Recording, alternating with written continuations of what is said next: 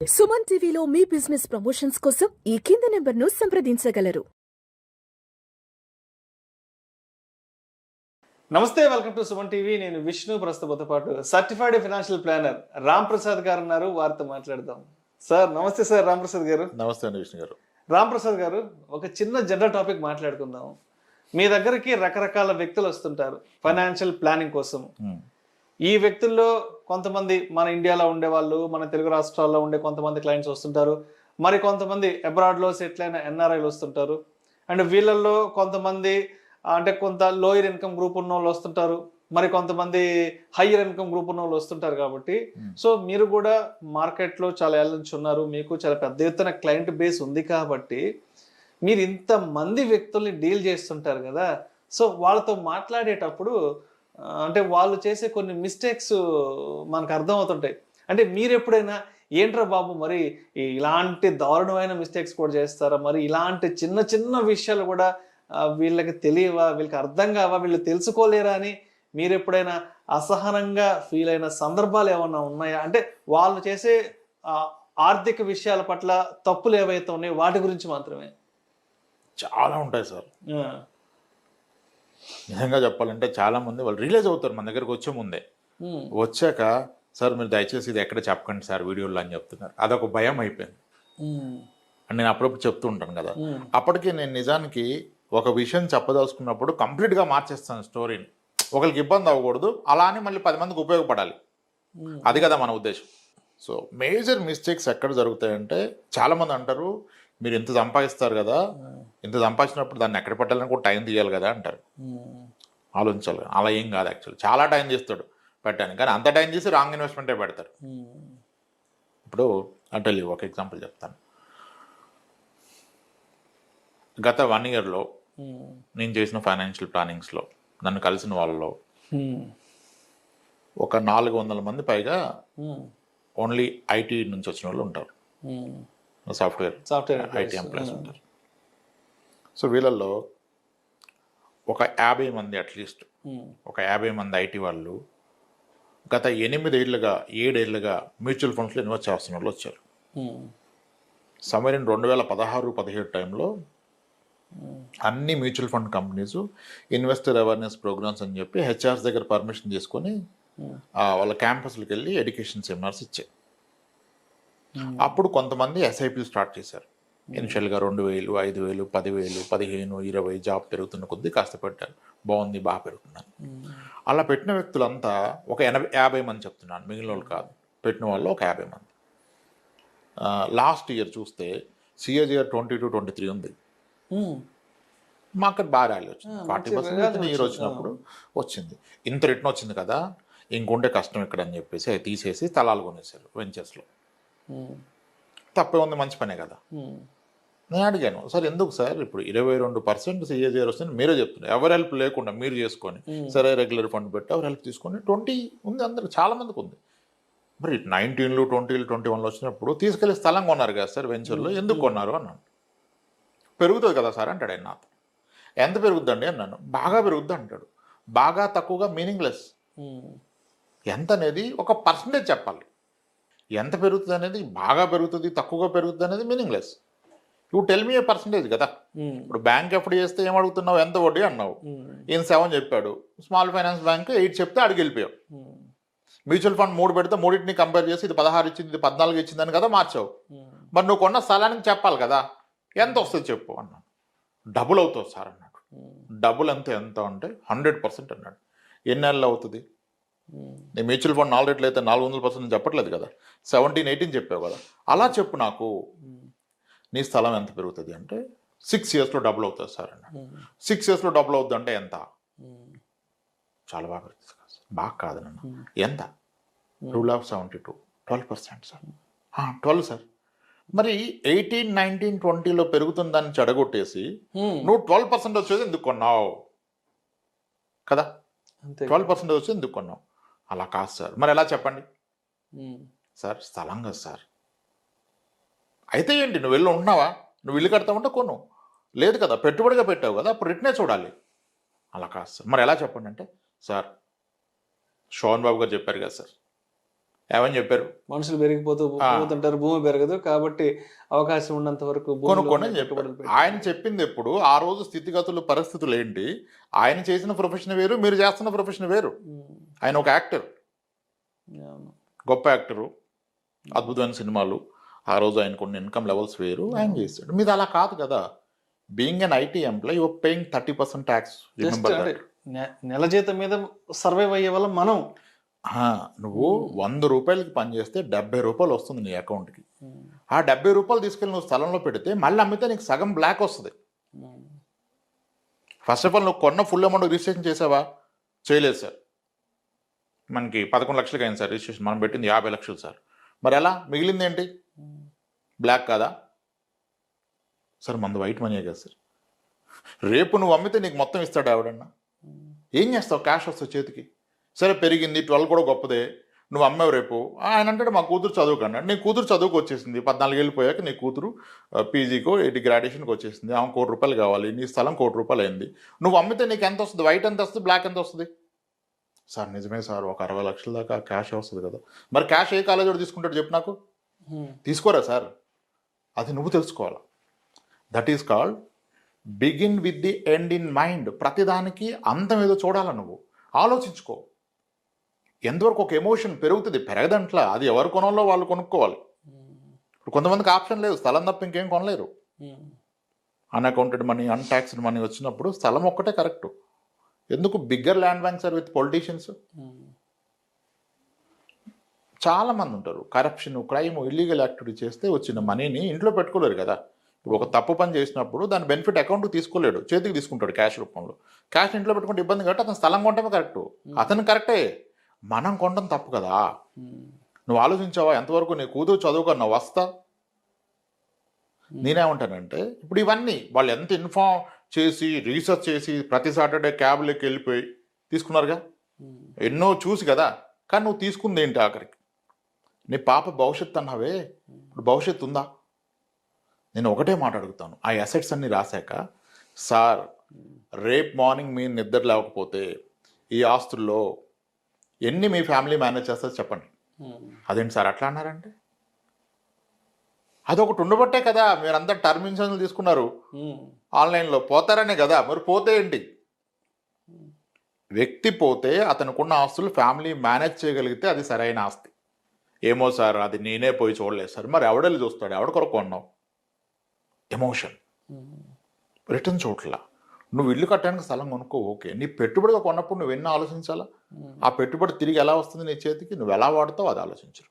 ఇంకోటి చెప్తాను, ఇది అందరూ చాలామంది చూశాను, బాధేస్తుంది. అంటే అక్కడ స్టేట్మెంట్లో నాకు 20% 19 చూపించాడు సార్ అంటాడు. మరి ఇక్కడ ఎంత అంటే 100% అంటాడు. అదేంటి? అక్కడేమో యాన్యువల్ చూస్తావు, ఇక్కడ ఎందుకు అబ్సల్యూట్ టర్మ్స్లో చూస్తున్నావు కదా. మా ఫాదర్ కొన్నాడు సార్ 1995లో 1,00,000 రూపాయలకే, ఇప్పుడు 60 లక్షలు అయింది సార్ అంటే 95లో 1,00,000 పెడితే ఫండ్స్లో ఎంత అయింది? 3-4 కోట్లు అయింది ఒక్కో ఫండ్లో. అసలు తీయండి మీరు జస్ట్ గూగుల్లో, ఏ ఇయర్ మీ ఫాదర్ మీ తాత కొన్నాడు ఆ ఇయర్లో స్టార్ట్ అయిన మ్యూచువల్ ఫండ్స్లో worst performed, bottom performed fund తీసి అది ఎంత చూడండి. దీనికన్నా 3 రెట్లు ఉంటుంది. అది ఏ క్షణాయన వస్తుంది, వైట్ మనీ వస్తుంది. అది వదిలేసి మనం సెంటిమెంట్ మాడుతున్నాం. ఇంకో పెద్ద మిస్టేక్ నేను ఇన్ఫర్మేషన్ చెప్తున్నా కానీ,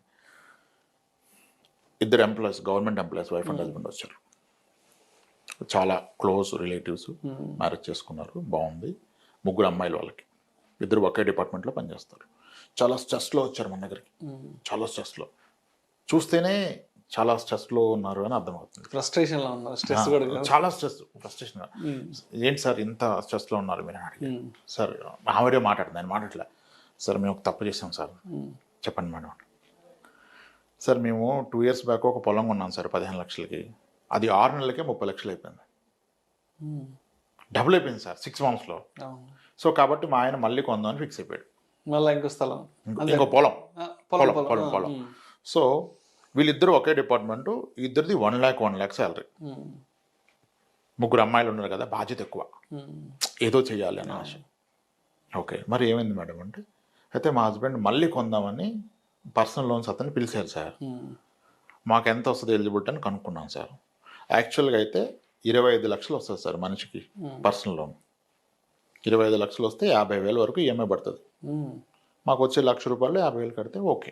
అయితే మా ఆయన విషయం అంతా చెప్పాక ఆయనే ఉన్నాడు, సార్ మీకు ఎందుకు అంత పెరుగుతుంది కదా, ఒక పని చేద్దాం సార్, నేను మీకు మనిషికి ₹1,00,00,000 ఇప్పిస్తానంట. ఎలా వస్తుంది ₹1,00,00,000? బ్యాంకర్ రూల్ ఏంటంటే మీకు వచ్చే మంత్లీ గ్రాస్లో 50% can be your overall EMI. ₹1,00,000 జీతం వస్తే 50,000 ఈఎంఐ అంటే 25,00,000 వస్తుంది.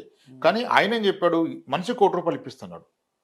ఎలా ఇస్తామంటే మీకు ఎందుకు సార్, నేను 4 బ్యాంకుల్లో చేపిస్తాను, అప్రూవ్ అయ్యాక ఒకే రోజు డిస్బర్స్మెంట్ చేస్తే వస్తుంది. That's a very wrong practice. That's crime. Crime అది, అంతే క్రైమ్.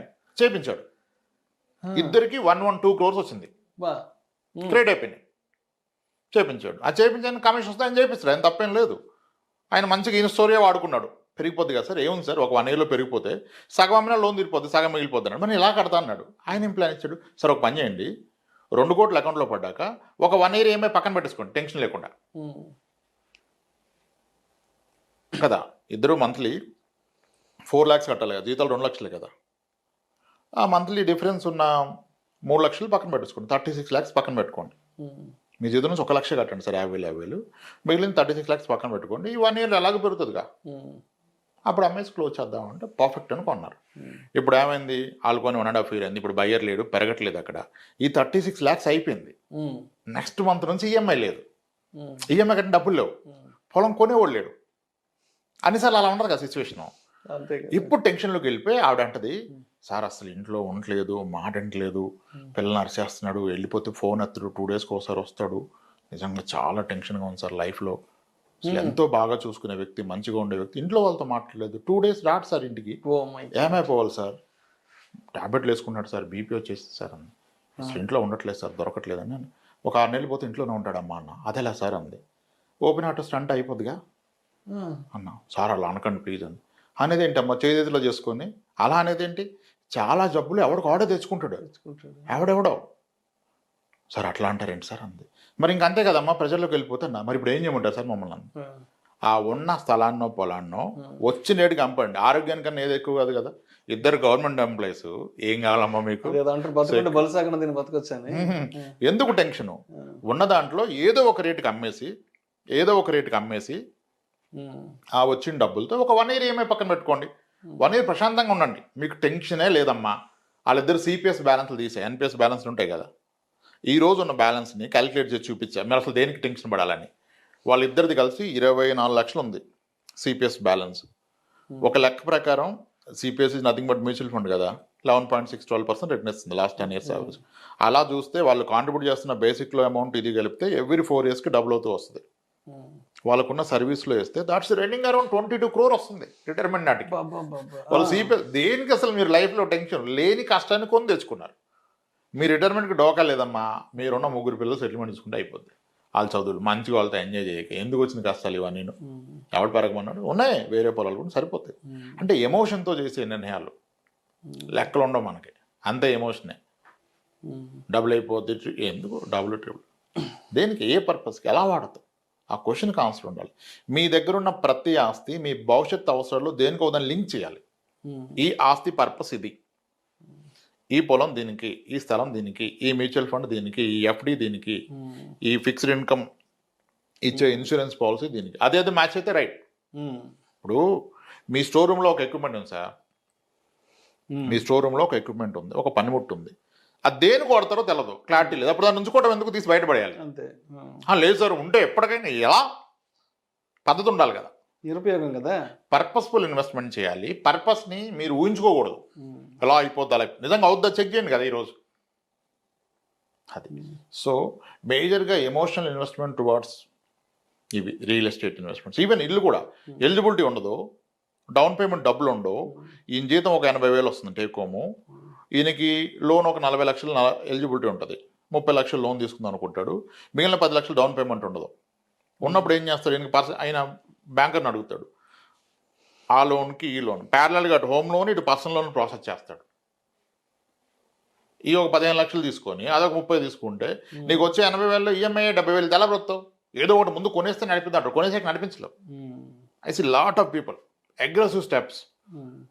నీ దగ్గర ఉన్న డబ్బులతో చేస్తే ఓకే, నీ దగ్గర లేని డబ్బులతో చేయొద్దు ఇన్వెస్ట్మెంట్. నీ దగ్గర ఉన్న డబ్బుతో రాంగ్ చేస్తే ఓకే, నీ భవిష్యత్తు డబ్బులతో చేస్తున్నావు, నీ దగ్గర లేని డబ్బులతో చేస్తున్నావు అంటే నీ భవిష్యత్తుని తాకట్టు పెడతాం. అది మేజర్ మిస్టేక్ సార్. చెప్పలేం, చాలా ఉంటాయి. ఓపెన్గా చెప్పలేం, ఉన్నట్టుగా చెప్పలేం, చెప్పకూడదని రిక్వెస్ట్ చేస్తారు. కానీ అప్పటికి మార్చి ఎందుకు చెప్తా అంటే ఎవరికైనా హెల్ప్ అవుద్దని. ఇప్పుడు ఆ పని చేసేవాడు ఆగిపోతాడు. ఆ పని తప్పు చేయబోడు ఆలోచించి ఆగితే ఓకే. ఇప్పుడు హెల్త్ ఇన్సూరెన్స్ ఎక్కువ తీసుకోమన్నాం. ఇప్పుడు కనీసం ఒక 4-5 మనకు ఎదురుపడ్డారు. సార్ మీరు చెప్పాక తీసుకోబట్టి హెల్ప్ అయింది సార్, 18 లక్షలు అయిందని చెప్తారు ఒక ఆయన. 18 లక్షలు బిల్ అయింది సార్, నిజంగా మీరు చెప్పబట్టి అయింది సార్. మా బామ్మర్దే ఏజెంట్ సార్, వాడు ఎందుకు సరిపోద్ది అన్నాడు సార్, మీరు చెప్పబట్టి పెంచే ఈలోపు మా వైఫ్ ప్రాబ్లం వస్తే 18,60,000 అయింది సార్, సెటిల్ అయింది సార్, మొత్తం హ్యాపీ సార్. నాకు కూడా కొంతమంది ఫ్రెండ్స్ ఉన్నారు. అంటే ఏరా ఎంత ప్యాకేజీ ఏంటంటే, అంటే మామూలుగా మంత్లీ 1 lakh వస్తుందిరా, పర్లేదు పర్లేదు, 80-90 ఈఎంఐకి పోతుంది అంటారు. ఎందుకు ఇంకా అంత మాత్రానికి ఉద్యోగం కూడా నాకు ₹1,00,000 జీతం 80-90 ఈఎంఐలు కట్టుకుంటూ ఉంటారు. అది ఏంటో నాకు అర్థం కావట్లేదు. ఆ పర్పస్ ఆఫ్ ఇన్వెస్ట్మెంట్ ఏంటో, ఆ పర్పస్ ఆఫ్ జాబ్ ఏంటో నాకు అర్థం కావట్లేదు. ₹1,00,000 జీతం 80-90 ఈఎంఐ అంటున్నారు. ఏంటో సార్ నాకు అర్థం కాదు. నాకు అనిపిస్తుంది ఈఎంఐలు కట్టుకోవడం కోసమా ఊరి నుంచి కష్టపడి అక్కడికి వచ్చి హైదరాబాద్లో ఉండి ఈఎంఐల కోసమా తల్లిదండ్రులు వదులుకొని వచ్చి ఎడబడి ఈ చావులు ఎందుకురా బాబు అనిపిస్తుంది సార్ నాకు అసలు. క్లారిటీ ఉంటుంది సార్. ఎమోషను, సోషల్ ప్రెస్టేజ్ 50-60 లక్షలు పెట్టి ఇంటి లోన్ తీసుకుంటారు, 20-30 లక్షలు పెట్టి కారు కొనేస్తున్నారు, నెలకు ₹1,00,000 ఈఎంఐ అంటున్నారు. ఏంట్రా ₹1,00,000 ఈఎంఐ కట్టుకోవడం కోసం నెల్లూరు నుంచి ఇక్కడికి వచ్చి బతకాలనిపిస్తుంది. నేను ఇదే అడుగుతాను చాలా మంది. నెల్లూరు నుంచి బతకడం కోసం ఇక్కడికి వచ్చి ₹1,00,000 ఈఎంఐ కట్టడం అవసరమా? Different problems. వీళ్ళంతా ధనవంతులాగా ధనవంతులు అవ్వాలనుకోవట్లా, అలా ధనవంతులాగా బ్రతకడానికి ట్రై చేస్తున్నారు. అప్పుడు రాబోయే డబ్బును వాడుకుంటాం. అంటే దానికి వాళ్ళు చెప్పే విషయాలు నాకు అర్థం కాదు. ప్రతిసారి బస్సులో ట్రైన్లో తిరగలేకపోతున్నాం, హ్యాపీగా హైదరాబాద్ నుంచి నెల్లూరు కార్లో వెళ్ళిపోవచ్చు, అందుకని సరిగ్గా దాన్ని కూడా కాదనలేము మనం. దాన్ని కూడా కాదనలేము.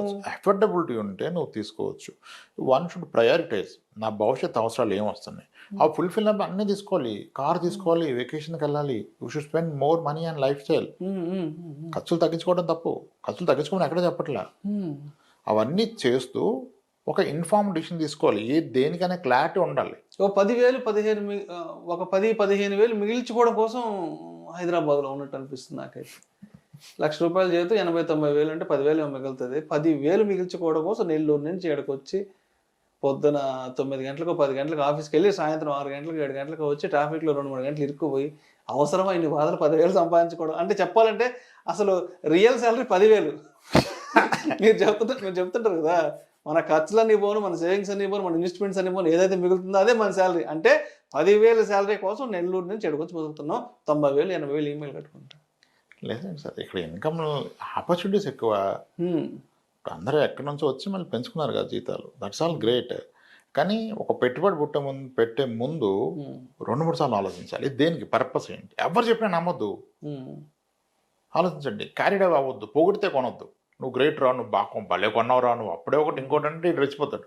అది మిస్టేక్, జనాలు రెచ్చగొడతారు. నెల్లూరులో ఉన్న ఫ్రెండ్స్ ఏం చెప్తారు తెలుసా, అరే విష్ణు మీరు ఆడండి ఇంత సంపాదిస్తున్నారు, హ్యాపీగా నెల్లూరులో ఉండి నెలకు 40-50 వేలు సంపాదించుకుంటే కాలు మీద కాలు వేసుకుని రాజాలాగా బతకొచ్చురా మా నెల్లూరులో అంటే. మంచిదే, కరెక్ట్. ఏముంది అంటే ఇక్కడ ఎవరి వర్షం తప్పు పట్టాలో, ఎవరి వర్షం రైట్ అనుకోవాలో అర్థం కావట్లేదు. అంటే బ్రతకడం కోసం హైదరాబాద్కి రావడం కరెక్టా తప్ప అర్థం కాదు, లేదంటే 40-50 వేలు సంపాదించకుండా సొంత ఊర్లో ఉండడం కరెక్టా రాంగ్, అది కూడా అర్థం కాదు. అంటే కేస్ టు కేస్ సార్, ఎలా ఉంటాయంటే కేస్ టు కేసు. ఇప్పుడు యాక్టర్స్ చేసేది తప్పులు వేరు, డాక్టర్లు చేసే తప్పులు వేరు, ఎన్ఆర్ఎస్ చేసే తప్పులు వేరు. ఒక్కొక్క సెట్కి ఒక్కొక్క రకమైన డిసీజ్ ఉంటుంది. కొన్ని ఏరియాల్లో కొన్ని జబ్బులు ఉండేటట్టుగా కొన్ని సెక్టార్ పీపుల్కి కొన్ని తప్పులు చేసేదానికి ఎక్కువ వెసులుబాటు అంటే చుట్టూరు అలా ఉంటారు కదా. ఇప్పుడు ఒక గవర్నమెంట్ డాక్టర్ స్థలంగా ఉంటే చాలా క్లియర్గా ఉంటుంది టైటిల్. ఎందుకు తెలుసా, ఈ గవర్నమెంట్ డాక్టర్లు పిహెచ్సీలు అక్కడ చేస్తారు కదా, అక్కడ ఒక పోస్ట్ మార్టం చేయాలంటే ఒక డాక్టర్ స్ట్రోక్ ఈజ్ ఫైనల్, ఒక ఎస్పీ కూడా వచ్చి వాళ్ళ ముందు రెస్పెక్ట్ఫుల్గా మాట్లాడతాడు. సో చాలా అంటే వాళ్ళకి రిలేషన్స్ ఉంటాయి. సో ఒక పొలాన్ని ఎక్కడ కూర్చొని వ్యాలిడ్ చేస్తాడు, ఒక రేటుకి తగ్గొట్టేస్తాడు. ఒక ప్రైవేట్ డాక్టర్ టైం తక్కువ ఉండటం వలన ఇతను ఎక్కువ కొంటాడు, మళ్ళీ వెళ్ళి చూసుకోడు. ఒక గవర్నమెంట్ డాక్టర్ వెళ్ళి చూస్తాడు. యాక్టర్స్ చేసే మిస్టేక్స్, యాక్టర్స్ లైఫ్ స్టైల్ బాగా పనిచేసుకుంటారు, ప్రొజెక్ట్ చేసుకోవాలని చెప్పి ఒక లిమిట్ చూసుకోవాలి. అలా మనం డిఫరెంట్ ప్రొఫైల్ చూసినప్పుడు ఒక్కొక్క ప్రొఫైల్ ఒక మిస్టేక్ చేస్తారు. డాక్టర్స్ మిస్టేక్స్ వేరు, యాక్టర్స్ మిస్టేక్స్ వేరు, మళ్ళీ డాక్టర్స్లో ప్రైవేట్ డాక్టర్స్ వేరు, గవర్నమెంట్ డాక్టర్స్ వేరు, ప్రాక్టీసింగ్ డాక్టర్స్ వేరు. అగ్రెసివ్ బిజినెస్లు సెటప్ చేసి మల్టీ స్పెషాలిటీ హాస్పిటల్స్ కట్టేసి వందలు పదుల్లో జరుగుతాయి ఇన్సిడెంట్స్. మీడియాలోకి వస్తున్నాయి తక్కువ, విపరీతమైన సెస్లో వచ్చేస్తారు. రైట్. ఏం చేస్తాం? చాలా ఒక్కొక్క ఎన్ఆర్ఐ చేస్తున్న మిస్టేక్స్ వేరు, ఒక్కొక్క సెక్టర్ ఒక సెట్ ఆఫ్ మిస్టేక్స్ చేస్తారు. సో అలా అందరిది కలిపి చెప్పలేం. గవర్నమెంట్ ఎంప్లాయ్ చేసే మిస్టేక్స్ వేరు, కామన్ మిస్టేక్స్. గవర్నమెంట్ డాక్టర్స్ చేసేవి వేరు, ప్రైవేట్ డాక్టర్స్ చేసేది వేరు, ఎన్ఆర్ఐ చేసేది వేరు, ఐటీ వాళ్ళు చేసే మిస్టేక్స్ వేరు. సెక్టర్ వైజ్గా ఉంటాయి మిస్టేక్స్. వాళ్ళు ఒకసారి మనం కూర్చొని వాళ్ళని ఎవరైనా కూర్చొని ఆలోచించుకొని ఒకసారి అన్ని వెసులు చేసుకొని పక్కన వేసుకొని తెలుసుకోవాలి. చేసుకుంటే తెలిసిపోతుంది అంటే రైట్ అని. Thank you sir, thank you so much Ramprasad గారు. థ్యాంక్స్. సుమన్ టీవీలో మీ పర్సనల్ అండ్ బిజినెస్ ప్రమోషన్స్ కోసం కింది నెంబర్కి కాంటాక్ట్ చేయండి.